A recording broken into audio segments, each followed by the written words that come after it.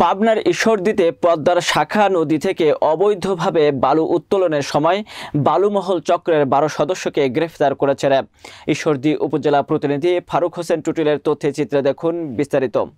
শনিবার বিকেলে উপজেলার লক্ষ্মীকুণ্ডা ইউনিয়নের দাদাপুর এলাকায় অভিযান চালিয়ে তাদের আটক করা হয়। এ সময় অবৈধভাবে বালু উত্তোলনের কাজে ব্যবহৃত একটি ভেকু মেশিন, 3টি বড় ড্রাম ট্রাক, 2টি ছোট ড্রাম ট্রাক ও নগদ 15,000 টাকা উদ্ধার করা হয়। র্যাবের প্রাথমিক জিজ্ঞাসাবাদে জানা যায়, উল্লেখিত আসামিগণ দীর্ঘদিন যাবৎ অবৈধভাবে পদ্মার শাখা নদী হতে বালু উত্তোলন করে বিক্রয় করে আসছিল। রবিবার সকালে প্রেস বিজ্ঞপ্তির মাধ্যমে এসব তথ্য নিশ্চিত করে র্যাব। আটককৃত আসামিরা ঈশ্বরদী, আটঘরিয়া ও পাবনা সদর উপজেলার বিভিন্ন এলাকার বাসিন্দা বলে জানা গেছে। গ্রেফতারকৃত আসামিদের বিরুদ্ধে মামলা দায়ের করে আদালতের মাধ্যমে কারাগারে প্রেরণ করা হয়েছে।